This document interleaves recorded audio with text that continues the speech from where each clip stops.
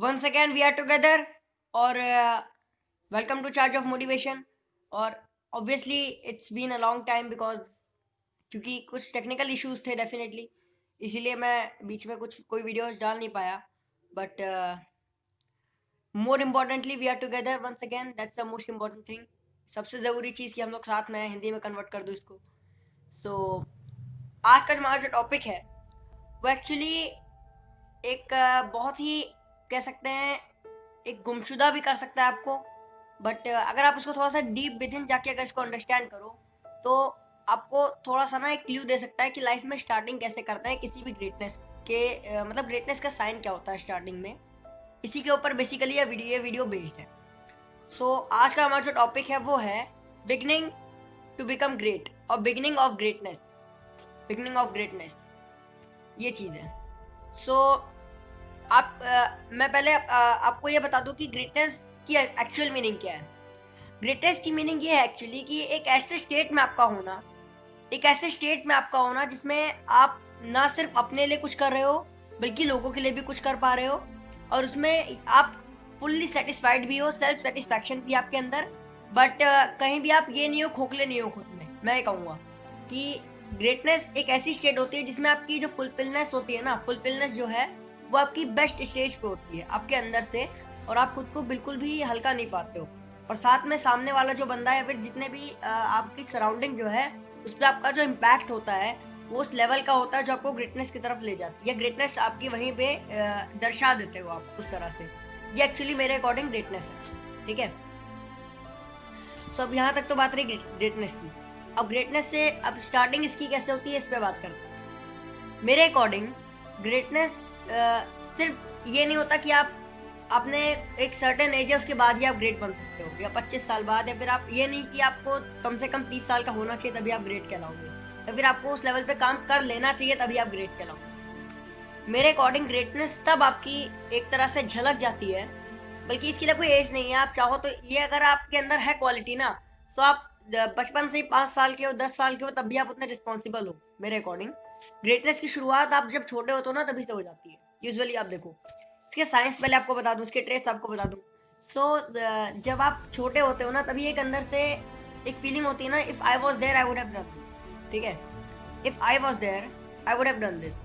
ये जो एक वो जो फीलिंग होती है ना कि मतलब अगर मैं यहाँ पे होता तो शायद मैं ये कर देता जो लोग नहीं कर पाए। वो जो एक अंदर से चाह होती है ना कि कोई बात नहीं मैं करके दिखाऊंगा, डिटर्मिनेशन बहुत बड़ा साइन है। एक मैं आपको किस्सा बताऊं, कि एक साउथ अफ्रीकन, एक आई थिंक पॉलिटिशियन थे, साउथ अफ्रीकन और African, I think south African definitely. वो एक वहाँ पे पॉलिटिकल लीडर थे। सो वो कहते थे कि बचपन में मैं पता है क्या सोचता था कि शायद अगर मैं यहाँ पे होता इस सिचुएशन पे तो मैं ये डिसीजन ले लेता और वो कंट्री के लिए इम्पैक्ट करता। ये चीज़ उनका एक इंटरव्यू मैंने सुना था यूट्यूब पर ही। उन्होंने कहा कि शायद मैं अगर वहां होता तो मैं ये कर देता, ये उन्होंने सोचा। कहते थे ना कि वो मैं जब छोटा था तो मेरे को आए दिन ऐसे ख्याल आते तो शायद मैं ये कर देता। कर देता वाली जो फीलिंग है ना अंदर से, वो जब अंदर से एक सेल्फ बिलीव आपके अंदर बन जाता है, धीरे धीरे वो बिल्डअप हो जाता है ना। बिल्डअप ऐसा रिजल्ट कई बार कर देता है जो कि मतलब एक हिस्टोरिक पर्सन आपको बना देती है वो चीजें। ये एक ऐसा साइन है जो कि बहुत इंपॉर्टेंट है। ये नहीं है कि उस बंदे में एरोगेंस थी या फिर वो बंदा ये सोच रहा था कि मेरे अलावा कोई कर नहीं सकता है, बट उसका एक बिलीव था कि भले ये हुआ नहीं किसी के द्वारा, कोई कर नहीं पाया, बट अगर मैं यहाँ होता तो शायद मैं ये कर देता। अगर उसने वो सोचा ही ना होता तो वो बड़ा करता कैसे। पहले आपको सोचना पड़ेगा, बड़ी थिंकिंग रखनी पड़ेगी, तब तो कुछ कर पाओगे ना। पहला पॉइंट। दूसरा पॉइंट अब डिस्कस करते हैं।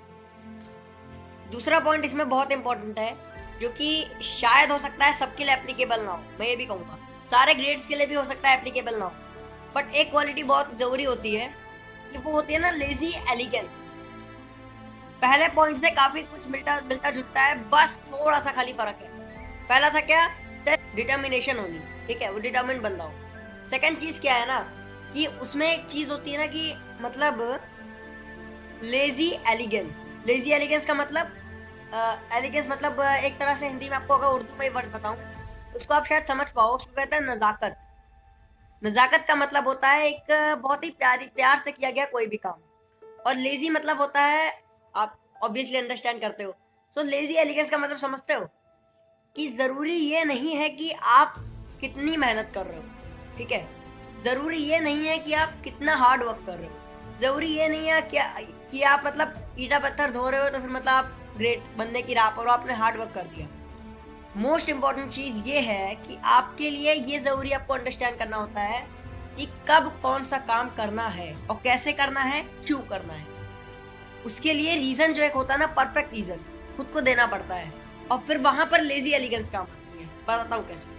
कैसे कि एक काम है जो बंदे यार 10-10 घंटे में करते हैं, जिसमें आपकी मास्टरी है एक तरह से, आपकी बल्कि मास्टरी के आप छोटे ही हो बट आपको वो अंडरस्टैंडिंग है उस बारे में।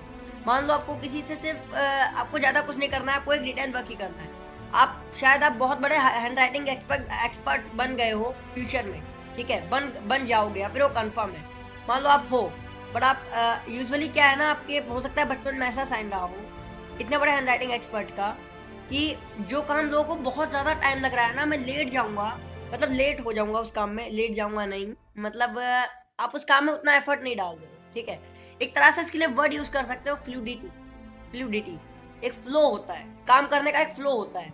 वो फ्लो आप में दिखता है ना, उसी काम को करने के लिए वो आपको मास्टरी की तरफ ले आता है। जैसे लोगों के ना पसीने छूट जाते हैं कई बार वही काम करने में, ठीक है। आप मान लो बहुत बड़े टेक्नोलॉजिस्ट हो, बहुत बड़े आप ऑस्ट्रोलॉजिस्ट हो, बहुत बड़े समझ लो आप फोन के टेक्नीशियन हो, समझ लो, मान लो, ठीक है। और आप फोन के बहुत बड़े टेक्नीशियन हो और उसी में मेहनत जब कर रहे हैं बाकी मैकेनिक्स बाकी लोग जब कर रहे हैं तो उनको बहुत ज्यादा टाइम लग रहा है उस पर उसको कॉन्कर करने में, एक सर्किट को या फिर एक भी किसी भी वॉल्व या फिर किसी भी काम, ठीक है। जब आप सेम काम कर रहे हो तो आपको बहुत ज्यादा मतलब आपको अंडरस्टैंडिंग है कि आपको कब क्या कैसे करना है। भले आप लेट कर रहे हो, लेजी हो रहे हो, एलिगेंस आप में है पहले से, बहुत ही आराम से, बहुत ही नजाकत से, बहुत ही बिना टेंशन लिए, काम एंड कंपोज मूड में आप आराम से वो काम कर रहे हो। बहुत इंपॉर्टेंट पॉइंट है, लेजी एलिगेंस कहते हैं इससे। पहला क्या था, डिटर्मिनेशन और क्या से सेल्फ बिलीव। सेकंड चीज जो इसमें यहाँ पर वो है क्या कहते हैं, लेजी एलिगेंस, ठीक है। अब तीसरा आखिरी और शायद सबसे इंपॉर्टेंट पॉइंट इस चीज का मैं दिखाता हूँ। तीसरी चीज जो कि बहुत इंपॉर्टेंट है वो है माइंडसेट बिल्डिंग, ठीक है। सब चीजें हैं, पहली चीज, दूसरी चीज हो गई, तीसरी क्या है, माइंडसेट बिल्डिंग।